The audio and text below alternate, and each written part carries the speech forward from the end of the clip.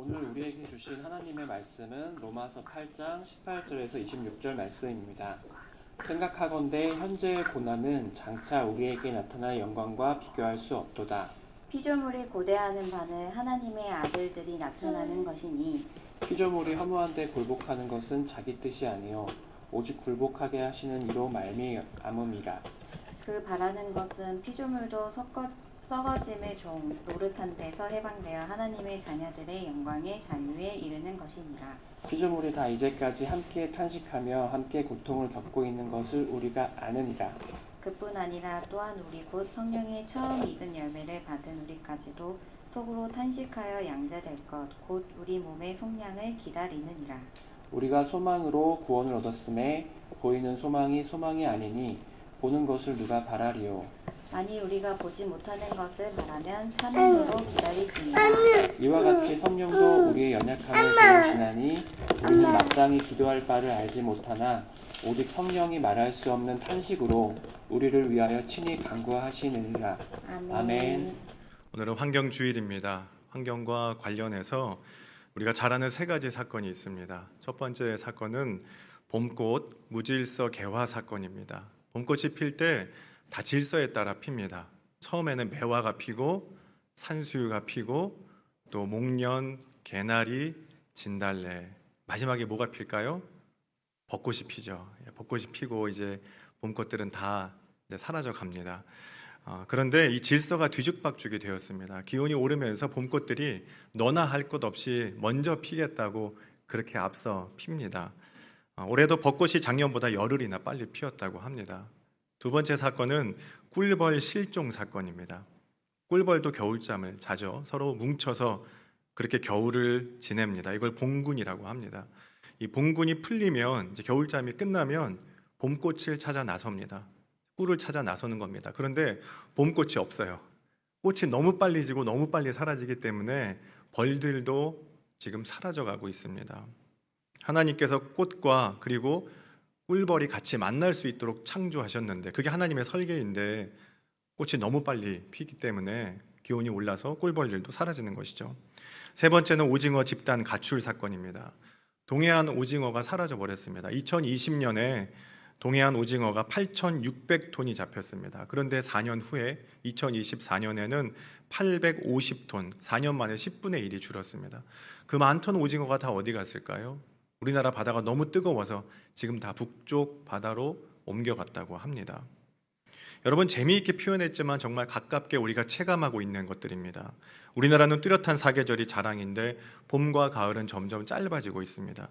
매년 전 세계에서 대형 산불이 일어납니다. 수십 년, 수백 년을 자란 나무들이 한순간에 재가 되죠. 사람과 동식물들이 삶의 터전을 잃어버립니다. 이건 자연이 우리에게 보내는 신호입니다. 무언가 잘못됐다고 자연이 보내는 소리입니다. 그리고 사도 바울도 이 소리를 듣고 오늘 본문에서 이렇게 말합니다. 22절 말씀에 보면 피조물이 다 이제까지 함께 탄식하며 함께 고통을 겪고 있는 것을 우리가 안다. 바울은 이 피조물의 탄식 소리를 듣습니다. 피조물의 탄식 소리, 성도의 탄식 소리, 성령의 탄식 소리. 환경주의를 맞아 이 세 가지 탄식 소리에 대해 함께 은혜를 나눠보고자 합니다.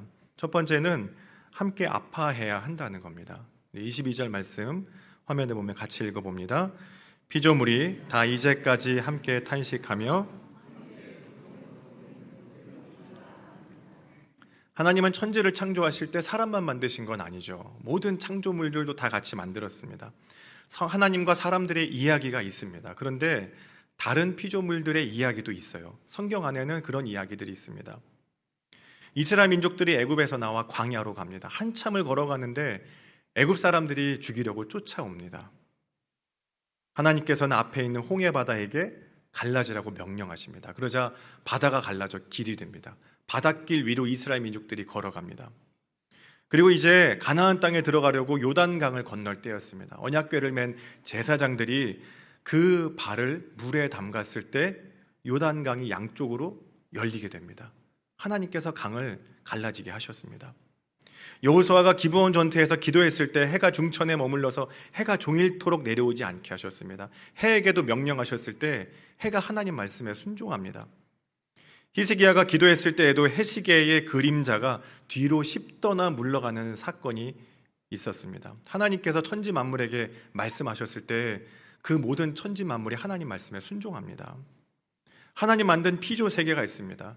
여러분, 이 모든 만물들, 피조 세계는 우리의 배경화면이 아닙니다. 이 모든 것들도 하나님께서 만드신 창조물들이고 하나님과 대화합니다. 하나님의 말씀에 응답합니다. 그 모든 것들도 하나님께서 창조하신 창조물들입니다. 시편 19편 1절에는 이렇게 기록합니다. 하늘이 하나님의 영광을 선포하고 궁창이 그의 손으로 하신 일을 나타낸다. 하늘도 하나님의 영광을 고백합니다. 그리고 궁창도 그의 손으로 하신 일들을 고백한다는 겁니다. 예수님도 말씀하시죠. 공중에 나는 새를 봐라. 들의 백합화를 봐라. 새 한 마리, 풀 한 폭이, 그 모든 것들에 하나님의 섬세한 눈길과 그리고 손길이 있다는 겁니다. 그런데 이 모든 하나님의 피조 세계가 탄식한대요. 이게 바울의 오늘 우리들에게 전해주는 이야기입니다. 피조 세계가 탄식한다. 함께 탄식하며 함께 고통을 겪는다. 탄식하며 아파합니다. 그런데 그 앞에 함께라는 말을 합니다. 함께. 모든 피조물들은 다 함께 탄식하며 다 함께 고통한다는 말을 바울은 하고 있습니다. 우리는 그렇게 생각합니다. 우리 인간이 겪는 고통과 아픔이 있고 세상 모든 창조물들이, 자연 만물이 겪는 아픔과 고통이 따로 있다, 이렇게 생각을 하죠. 그러니까 너와 나와 너처럼 경계가 있고 분리되어 있다, 이렇게 생각을 합니다. 인간 나름의 고민과 고통이 있고 자연과 동식물의 고통이 따로 있다, 이렇게 생각을 합니다. 그런데 이렇게 따로따로가 아니라는 겁니다. 함께 탄식하며 함께 고통한대요. 20절 말씀에 바울이 이렇게 말하죠. 피조물이 허무한데 굴복하는 것은 자기 뜻이 아니요 오직 굴복하게 하시는 이로 말미암음이로다. 피조물이 허무한데 굴복하는 건 자기 뜻이 아니래요. 자연에도 모든 자연 질서가 있습니다. 자연 질서가 있습니다. 그런데 허무한데 굴복하는 건 자기 뜻이 아니래요. 태풍이 일어납니다. 지진이 일어납니다. 기근이 일어납니다. 홍수가 일어납니다. 동물과 식물의 생태계 파괴가 일어납니다. 이건 자기들 뜻이 아니라는 겁니다. 창조 세계의 목적을 상실했기 때문에 이런 일이 일어난다는 겁니다. 그런데 여러분, 이 바울의 말은 창세기 3장 인간의 타락으로 되돌아가 봐야 우리가 이해할 수 있습니다. 창세기 3장 17절과 18절에는 이렇게 기록을 해요. 땅은 너로 말미암아 저주를 받고, 땅은 너로 말미암아 저주를 받고 너는 내 평생에 수고하여야 그 소산을 먹으리라. 땅이 내게 가시덤불과 엉겅퀴를 낼 것이라. 땅은 아무 잘못이 없습니다. 자연은 아무 죄가 없어요. 탄식하고 아파하는 피조 세계의 잘못이 아니라 인간의 죄 때문에, 우리의 죄 때문에 피조 세계는 탄식하고 아파하게 만든 겁니다. 독일의 신학자 몰트만은 그런 이야기를 합니다. 환경의 위기는 인간의 위기래요. 환경의 위기는 곧 인간의 위기입니다. 이 모든 것들이 다 함께 아파하고 함께 탄식하도록 연결되어 있다는 겁니다. 자연 환경이 탄식하고 아파할 때 그건 곧 우리의 탄식이고 우리의 아픔이라는 겁니다. 여러분, 1991년 새만금 사업 아시죠? 정부는 서해안 바다를 막아서 농지와 산업단지를 만들도록 그 계획을 발표합니다. 새만금 갯벌을 다 막았습니다. 세계에서 가장 긴 33km의 방조제를 쌓았어요. 그래서 바다에 육지를 만들었습니다. 그런데 새만금 갯벌은 자연의 보고입니다. 여기는 생명을 잉태하는 곳이었습니다. 러시아와 알래스카에서 날아온 철새들이 우리나라 새만금 갯벌에서 잠깐 쉬어가는, 여기는 휴게소입니다. 잠깐 쉬었다가 호주와 뉴질랜드로 다시 날아갑니다. 그래야 그들이 그 먼 길을 날아갈 수 있으니까요. 새만금 사업 전에는 도요 물대새가 20만 마리가 있었습니다. 이 새들이 그 먼 데서 날아와 우리나라에서 잠깐 쉬었다가 호주와 뉴질랜드로 날아갑니다. 지금 도요 물대새의 80%가 사라졌다 그래요. 생명의 고리가 끊어졌을 때 많은 동식물들이 사라지고 어민들의 일터도 잃게 되었습니다. 모든 피조물은 혼자가 아닙니다. 모든 것들은 다 연결되어 있습니다. 함께 탄식하고 그래서 함께 아파해야 됩니다. 왜냐하면 우리가 아플 때 제일 먼저 아파하신 분은 하나님이시기 때문에 그렇습니다. 이스라엘 백성들의 구원이 시작된 것도 아파하시는 하나님의 마음이죠. 출애굽기 3장 7절 말씀에 하나님 이렇게 말씀하십니다. 같이 읽어봅니다. 여호와께서 이르시되 내가 애굽에 있는 내 백성의 고통을 분명히 보고 그들이 그들의 감독자로 말미암아 부르짖음을 듣고 그 근심을 알고. 하나님 그렇게 말씀하시죠. 당신 백성의 고통을 분명히 보았대요. 그리고 부르짖음을 듣는데요. 그리고 근심을 아신다고 하십니다. 여러분 기도하실 때 하나님께서 여러분의 근심과 걱정을, 고통을 보고 계시고 부르짖음을 들으시고 여러분의 걱정을 아시는 그 하나님 계심을 믿으시기 바랍니다. 하나님이 다 보고 계십니다. 여러분의 부르짖음을 들으십니다. 그리고 우리의 걱정을 아시는 하나님이 먼저 아파하십니다. 인간의 가장 큰 외로움이 뭔지 아세요? 고통이 있다는 것 그 자체보다 고통을 알아주는 사람이 없을 때 우리는 외롭습니다. 내 고통을 알아주는 사람이 없을 때 우리는 힘듭니다. 그런데 나보다 더 큰 이가 내 고통을 알아주는 걸 우리가 깨달았을 때 견딜만 합니다. 그분은 바로 하나님이십니다. 하나님이 여러분의 고통을 보시고 여러분의 기도 소리를 들으시고 우리의 근심 걱정을 아십니다. 우리 기도를 들으시고 그때부터 일하십니다. 요한복음 11장에 보면 나사로가 죽죠. 이 슬픔 때문에 많은 사람들이 슬퍼하고 탄식합니다. 그런데 예수님이 이 나사로를 살리시잖아요. 살리실 걸 아셨겠죠. 예수님의 계획 안에 있으니까요. 그런데 예수님께서 어떻게 하세요? 우세요.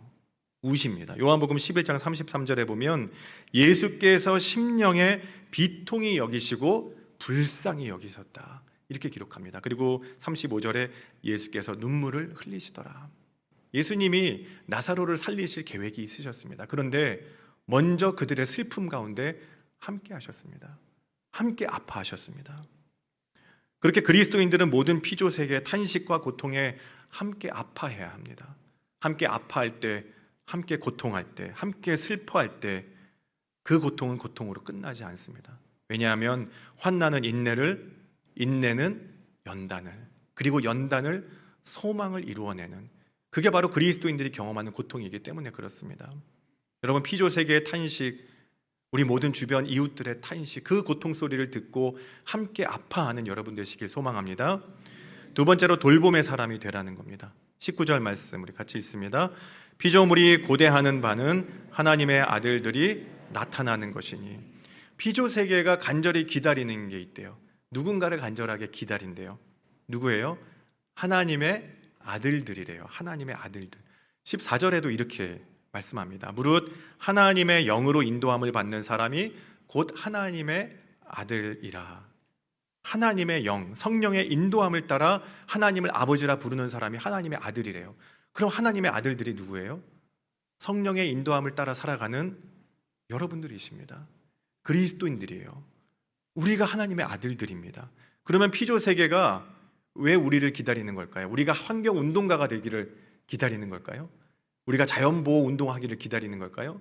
그런 말이 아닙니다. 이 말씀은 피조세계의 타락이 시작된 그 지점을 또 다시 보게 합니다. 첫사람 아담이 타락했을 때 땅도 함께 저주를 받습니다. 그럼 반대로 하나님의 자녀들이 구원받고 하나님의 마음을 닮아갈 때, 하나님의 사랑을 닮아갈 때 땅도 다시 회복된다는 이야기입니다. 이 세상도 다시 회복된다는 이야기입니다. 이 세상에 다시 회복된다는 소망을 품으라는 이야기입니다. 여러분 피조세계와 우리는 함께 탄식하고 함께 아파하는 사이로 연결되어 있기 때문에 그렇습니다. 그래서 하나님께서는 하나님의 아들들에게 사명을 주셨죠.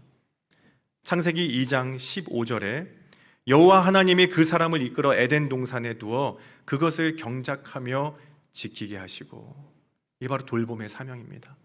돌봄의 사명을 우리에게 가장 먼저 주셨습니다. 정복하는 게 아닙니다. 지배하는 게 아니에요. 착취하는 게 아닙니다. 파괴하는 것이 아닙니다. 지키고 돌보라고 하십니다. 왜냐하면 이 세상의 모든 피조물에는 하나님의 생명이 포함되어 있기 때문에 그렇습니다. 하나님의 생명이 깃들어 있기 때문에 그렇습니다. 자연이나 환경 그리고 사람 그 안에도 하나님의 생명이 깃들어 있기 때문에 돌보라고 말씀하십니다. 1909년 영국 런던에서 한 아이가 태어납니다. 그 아이의 부모들은 독일에서 이주한 유대인들이었습니다. 아이는 태어나고 기독교로 개종하고 이름을 바꿉니다.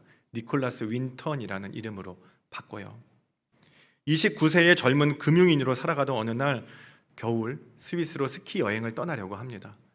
짐도 다 쌌어요. 그런데 친구에게 전화를 받습니다. 여보게 니콜라스, 여기 체코로 와서 나 좀 도와주게. 여기 큰일 났다네.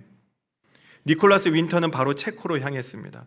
당시 체코는 나치 독일이 점령한 상태였습니다. 난민 캠프로 가보니 수용소에 많은 아이들이 보였습니다. 아이들이 살려달라고 애원을 합니다. 그 모습을 보고 호텔에 사무실을 차리고 이 아이들을 어떻게 구할 수 있을까 니콜라스 윈터는 고민하기 시작했습니다. 방법은 하나였습니다. 이 아이들을 영국으로 데려가야 되는데 영국에 있는 가정들이 이 아이들을 입양하는 방법밖에 없었습니다. 그래서 아이들의 명단을 만들고 영국에 가서 이 아이들을 입양할 가정들을 찾기 시작했습니다. 자기의 전 재산을 털어서 기차표를 사서 아이들에게 손에 쥐어주고 아이들을 데리고 영국으로 떠납니다. 그렇게 아이들 669명의 아이들의 목숨을 살립니다. 669명의 아이들은 어른이 되었고요. 가족을 이뤘고요. 나중에는 6,000명의 사람이 되었습니다. 이 사람은 니콜라스 윈터는 결국 6,000명의 목숨을 살린 영국의 쉰들러 리스트로 이름 붙이게 되었습니다. 그런데 이 사람은 자기의 이야기를 아무에게도 하지 않았습니다. 결혼하고 40년이 흘렀을 때 아내가 낡은 상자에서 669명의 아이들의 명단을 발견하게 됩니다. 그리고 그 이야기는 세상으로 알려지게 됩니다. 체코 정부로부터 최고 훈장인 백사자 훈장을 받게 되고요. 그리고 프라다 역에는 지금도 니콜라스 윈턴이 아이들을 데리고 영국으로 떠나는 동상을 세워서 그의 그 명예를, 그의 이름을 추모하고 있습니다. 여러분, 돌봄이란 생명을 생각하는 것입니다. 하나님의 숨결이 사람에 새겨져 있고 모든 생명에 있음을 기억하는 것입니다. 그게 바로 돌봄입니다. 누가복음 10장에 선한 사마리아인의 비유가 있죠. 강도 만나 한 사람이 쓰러져 있습니다. 그런데 제사장이 그냥 지나쳐 갑니다. 죽어있는 사람 만지면 내가 부정해지지 않을까? 레위인도 그냥 지나쳐가요. 예배 시간에 늦으면 어떡하지? 그런데 사마리아 사람은 그를 보고 그의 상처를 치료해주고 기름과 포도주를 붓고 모든 것들을 다 싸매어 줍니다. 그리고 여관에 가서 그를 데려다 놓습니다. 돈을 다 지불하고 혹시 더 들어가면 내가 다시 돌아오는 길에 이 사람을 고쳐주겠습니다. 더 비용을 지불하겠습니다. 여러분, 제사장도 레위인도 그럴듯한 이유가 있습니다. 그리고 이들은 하나님 앞에서 그럴듯한 신앙인이었을 겁니다. 교회 안에서 괜찮은 신앙인일 겁니다. 경건하게 예배드리는 경건한 신앙인이었을 겁니다. 그런데 탄식하고 아파하는 피조세계와 이웃의 탄식 소리는 듣지 못한 것이죠. 경건이 무엇일까요? 야고보 사도는 경건에 대해 이렇게 말합니다. 야고보서 1장 27절 함께 읽습니다. 하나님 아버지 앞에서 정결하고 더러움이 없는 경건은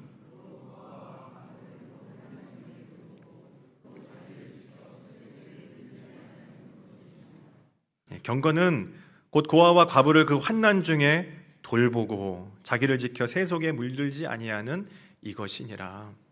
돌본다는 것은 세상이 외면하는 것을 외면하지 않는 것입니다. 우리는 때로 불편한 것들, 답이 없어 보이는 것들, 안 될 것 같은 것들을 그냥 지나쳐 버릴 때가 있습니다. 그런데 하나님은 외면하지 않고 그것들을 돌보세요. 그것들을 우리에게 돌보라고 하십니다. 여러분, 돌본다는 것은 치료가 아닙니다. 이건 문제 해결이 아닙니다. 여기에도 함께라는 의미가 포함되어 있습니다. 돌보다라는 말에 헬라어 카라는 함께 고통을 나눈다라는 뜻입니다. 여기에도 함께라는 말이 포함되어 있어요. 영성가 헨리 나우에는 돌본다는 말의 의미를 그렇게 해석합니다. 옆에 있어주는 것, 옆에 있어주는 것. 우리는 누군가의 문제를 해결해 줄 수 없습니다. 누군가의 고통이 사라지게 할 수도 없습니다. 필요를 다 채워줄 수도 없습니다. 세상의 문제에 답을 가지고 있는 것도 아닙니다. 그런데 옆에 있어줄 수는 있어요. 옆에 있어줄 수는 있습니다. 하나님이 그러셨습니다. 보혜사 성령님께서는 지금도 우리 옆에 있어 주고 계시고 코치 성령님께서는 언제나 우리의 삶의 자리에 옆에 있어 주고 계십니다.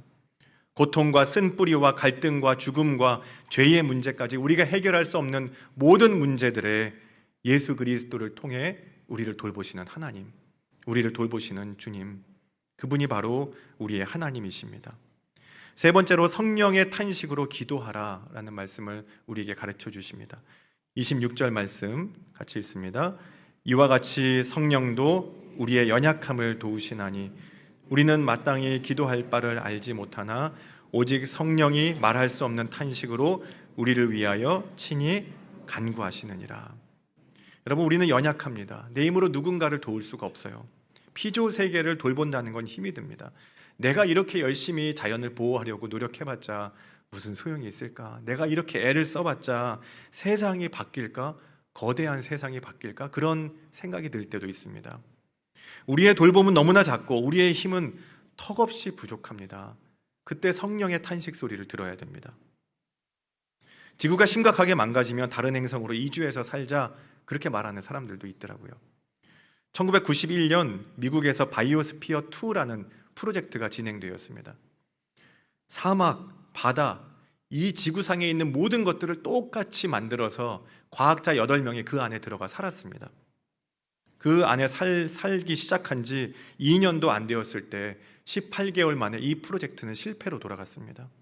왜냐하면 지구와 똑같이 만들었는데 산소가 부족합니다. 산소가 충분하지 않았습니다. 그리고 미생물이 살 수 있는 환경이 조성이 되지 않는 겁니다. 지구와 똑같이 만들었는데 그 안에서 살기가 어려운 겁니다. 여러분, 어떤 노력으로도 하나님이 만드신 창조 세계를 인간이 똑같이 만들기가 어렵다는 겁니다.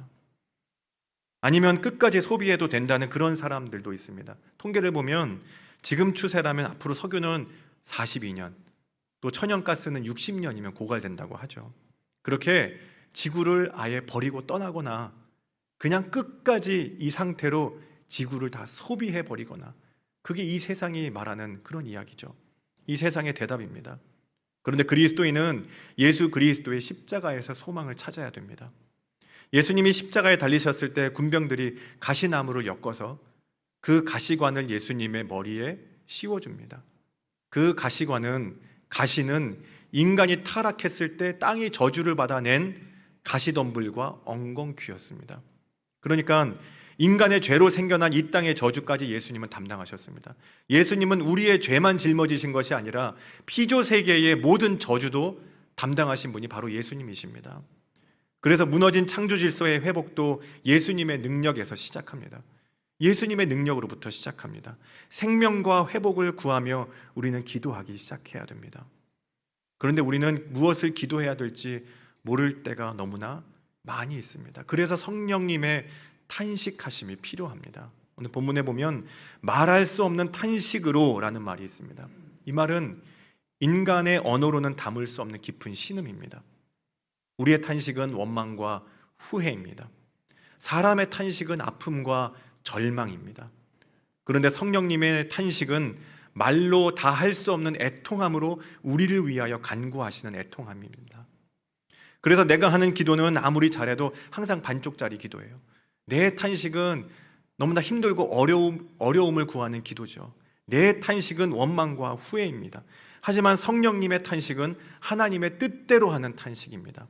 성령님의 탄식은 우리를 도와주시는 기도입니다. 성령님의 탄식은 우리를 잘되게 하시기 위한 탄식임을 여러분 기억하시기 바랍니다. 하나님의 마음을 알게 하시고 소망을 알게 하시는 탄식이고 생명을 살리는 그런 탄식입니다. 성령의 탄식을 통해 우리는 두 가지를 기도해야 됩니다. 첫째는 우리의 무관심을 통해 하는 회개의 기도입니다. 피조 세계의 탄식 소리를 듣지 못했던 우리의 무관심을 회개합니다. 주님 편리함만을 추구했던 이 지구별 하나님의 정원을 함부로 사용했던 그런 우리의 삶을 돌아봅니다. 이제 이곳을 맡겨주신 청지기의 사명을 잊은 죄를 주님 앞에 회개해야 됩니다. 그리고 두 번째 기도는 창조 질서가 바로 서기 위한 회복의 기도를 주님께 드려야 됩니다. 기후위기로 신음하는 땅을 회복시켜 주시고 생태 정의를 바로 세워주시며 또 깨어진 창조 질서가 하나님의 뜻 안에서 새롭게 해달라고 우리는 기도해야 됩니다.